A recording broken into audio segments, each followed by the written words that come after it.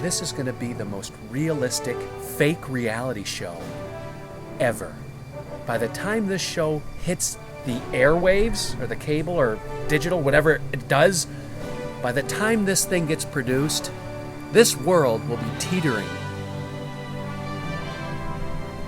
on something. I don't know what it is. I've got myself like so deeply into this that I can't even really articulate what it is I'm doing.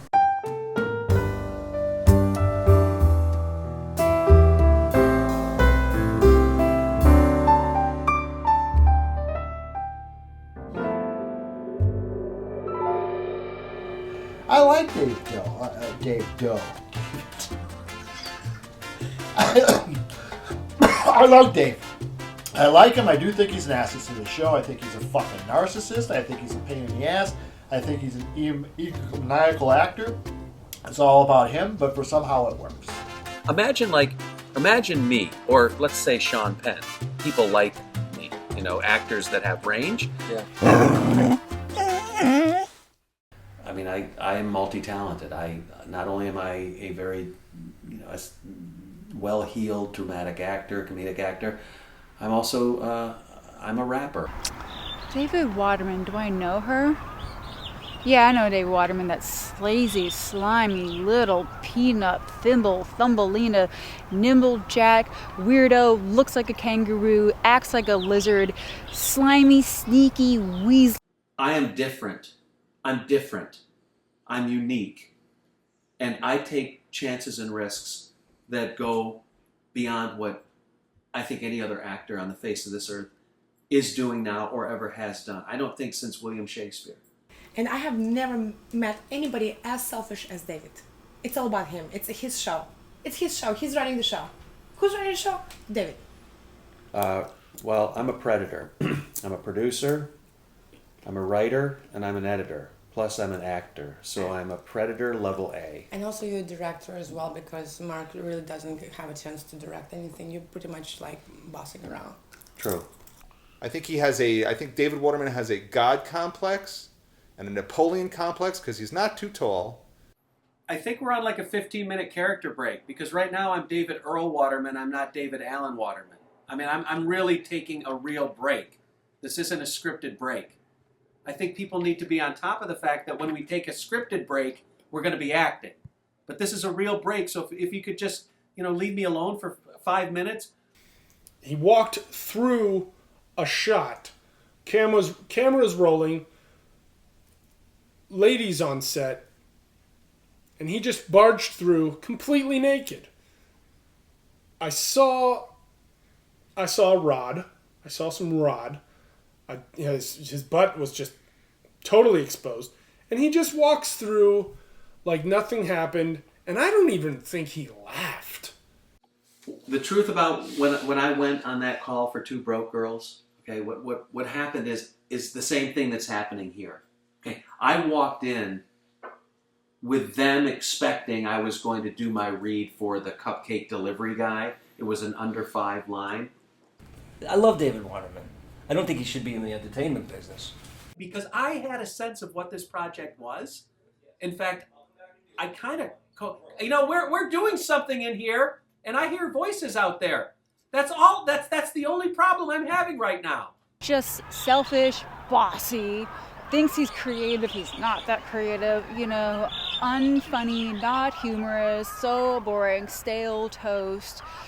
What we have to stay cognizant of is, are we in character or are we personal? Are we real? I mean, that's where the boat is rocking. Such a selfish actor, Davis. Such a selfish actor. Is that really important? I mean, sorry. Do you have an audition? No, you don't have an audition. I don't even want to hear this person.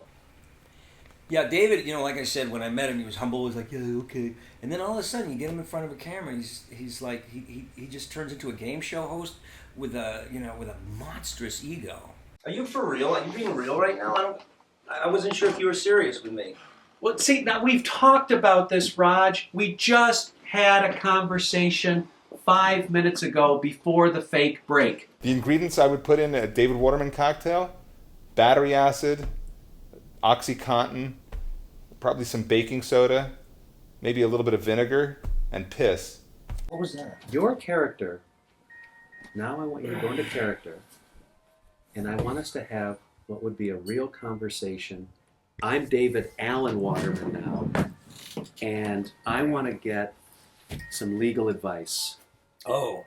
So you're going to go into your character. You're going to morph from Roger into, what's your character's name again? Roger. You're going to, exactly. My bad. You're going to morph into Roger from being Roger. Okay? Now, Mark, do you want to call action or do we just jump into it? Jump into what? David Waterman is a narcissist. He probably masturbates in front of the mirror. I do feel as if I'm directing, but I think what I'm really doing is writing with my mouth. I'm using my mouth to actually write episodes of Cul De Sac. Weird, loser, smells, funny looking, he stands too close, he smiles with his mouth upside down. One of the dogs got out. One of the dogs is loose. Are you serious? I bought that. Dave, where are we going to use this at? This footage. These are reaction shots. To what? I don't know. The dog got out? Oh, that one we won't use. I think he has a mother issue. I think he has a father issue. I think the man is not correct in the brain. When do we eat? It's not my job to set the table this week. That's Paul/Spencer's job to set the table. Anya does the cooking, Ginger does the dishes, Roger says the grace, Spencer sets the table, I cut the roast. Dave. I mean, honestly, I don't think anybody actually said his name when he was on set. Like Dave, they all said Dave. Dave, which fucking Dave are you right now? There is a duality to the Dave that I bring to Cul De Sac. What Dave is this? Hey, it's all about me. Don't forget, it's me, David Waterman. Hey, forget these other folks here. Let's get a career going, shall we? Okay. He's jealous of my credits. My acting credits are making him insecure. It's all about him, me. He needs to be in center of attention, which is okay. His life is about him. I get it. But come on, share. This is the Dave interpreting the Dave who is the character in Cul De Sac that is being motivated by the Dave who is the actor capable of playing the Dave who is the character in Cul De Sac. I am doing my co-actors a generosity. David Waterman is a narcissist. My production company, as many of you know, is justaddwaterman.com. This will not go on justaddwaterman.com. David Waterman is the Antichrist. David Waterman is a llama. By illustrating how the reactions would be. In other words, all Dave, all the time. So this is a... That's but My relationship with the actors, I'm only scared of one of them. David Waterman. I got a lot of characters up my sleeve. And the world is about to meet. Not me.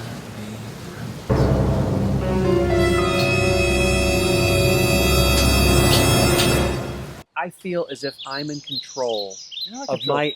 Listen, I'm not a serial killer. I'm not a freaking pervert. I'm not a child molester. I feel like he is an unstable, egomaniacal, narcissistic, bipolar. You have a whole life in front of you. Sit on Papa's lap. Wait a minute. I mean, do you see what I'm talking about? Do you see? Now you feel better. That's what I was going for. Hey, you want macaroni and cheese tonight, or do you want to? No. Dave is a sociopath. Nelson Mandela, I believe, said, "Who are we not to be great?" I relate to Mandela. I've never spent 1 second behind bars, but I have gone to a lot of S&M clubs in my life, and I have been the submissive. I've been chained up to tables. I've been whipped with leather belts. I have had phalluses inserted in various orifices in my body. semi against my will. So I have been imprisoned for hours at a time. John Wayne Gacy, Charles Whitman, Ted Bundy, Sirhan, Charles Whitman. Did I say Charles Whitman? And David Waterman. We're driving me fucking nuts. Listen, all I'm going to tell you is the daddy shit, the Girl Scout shit, the rest of the creepy fucking pedophile bullshit that I really think you're a fucking pedophile, if I'm going to be honest about this. You're creeping me out. Just fucking cool it on it, Dave. Just a little bit. Okay? Fine. Fuck it. Fine. Come on, we got stuff to do. That leads to something I suspected from the beginning, and that Dave is he's a sociopath. When people start using the word sociopath, anytime a person feels threatened or outsmarted or duped, which is what's happening in Cul De Sac, we're duping each other into developing our characters. I've duped each and every one of the persons in which you just named. And so because they have no other rebuttal, they're going to play the sociopath card. They always do it. Here comes the sociopath. Is David Waterman a sociopath? I'm having a hard time saying no. I don't take any medication, and I've never been to therapy, and I'm proud to say that. Let me tell you something. Whenever I go on set and David Waterman's on set, I wear a Kevlar vest and a helmet. Waterman, before he got here today, what he had in B's purse was the James Bond pistol, the Walther PK-4, whatever the fuck that's called. He had a legitimate, not a prop, he had a loaded pistol. I took it away from him. It's locked up in with my medication in my home safe. But he said he was going to take out Spencer if need be. Like actually shoot this dude. It was loaded. I checked the clip. It's not slugs. And bear in mind, Cul De Sac, I mean, it's a reality show. Real things are happening on Cul De Sac, but we're also all actors. And that dynamic gives us the creative license to really control in a contrived, sort of conspiratorial, scripted fashion the demise of a particular character. I mean, it's like don't focus so much on defining anything as being real or not real. Just sort of put your focus, as is mine, on the fact that all options are on the table when it comes to what happens to all of the characters. Oh, so you accidentally killed Paul Shabowski? Based on the situation at hand and the circumstances that unfolded naturally, and I only wish we had cameras there to capture this. We might be able to recreate it, I don't know. And Spencer is the lead. It's crystal clear to me now. Spencer is the lead. That Spencer, you are the lead. But based on Paul's reaction, I was forced to accidentally kill Paul. It's all crystal clear right now because when you start a reality show, nobody knew that Snooki was going to be the star of Jersey Shore. It just kind of materialized that way. It wasn't the plan. So Snooki? Yeah, Snooki. No, not Snooki. No. I'm thinking about American Pickers. You're comparing Spencer to Snooki? No, I'm not. And I did shoot him. I gave him 2 to the chest and 1 right between the eyes. And and his body is now in Kern County, very near a river. And there is absolutely no way that he'll be found. And that's what happened. So you murdered Paul Shabowski? I killed him off. It was not homicidal premeditated murder. It was. What would you call it then? I'd call it reality television. I mean, that's what reality television is. I mean, it is the danger of entertainment. It's the most dangerous. It's the SEALs. If you're a reality television actor, you're basically a Navy SEAL within television production. And I'm like a command SEAL team leader. Mark. God damn it. Damn it, I'm not an EMT. I am not a compassionate person. I do not give a about this. Hey, Mark, wake up! Paul is dead. I killed Paul. Not because I'm a homicidal serial killer. I'm playing a homicidal serial killer for the benefit of the show. Are you asking me, do I think that Dave actually murder Paul Shipogalowski? My answer to that is I don't know, and I don't want to know. Is it possible? It's possible. I think Waterman's lost in his narcissism. I think he's delusional, and I think to forward his career, I don't think there's anything that Dave wouldn't do and justify. To me, I mean, I'm over the moon. I am just really excited. I think that Ginger is going to be the next to die, and how she's going to die, just that whole process of like how her life is going to end, and it will be on film. The mistake we made with Spencer, Paul Shub, whatever the heck, we didn't have a camera. Actually, to be honest with you, I think I'm the next one. Your words are her words coming to me, which I'm hearing, and she's telling me to scare her. He's always very mean to me, and I'm not doing anything. And you know, he's like doing this sweet talk, like when he approaches, but I can feel the coldness. I feel the coldness in his heart. Do I believe that David Waterman killed somebody? I believe that David Waterman would stab his mother, his grandmother, his second cousin once removed. What the audience is going to be a part of is the fact that they will know that each one of the cast members within the Cul De Sac are going to die, and I'm going to kill them. I'm just saying, if I had my druthers, we would kill a character each week. Actually, if I had my druthers, I'd probably kill people who aren't even on the show each week, but that's a different story.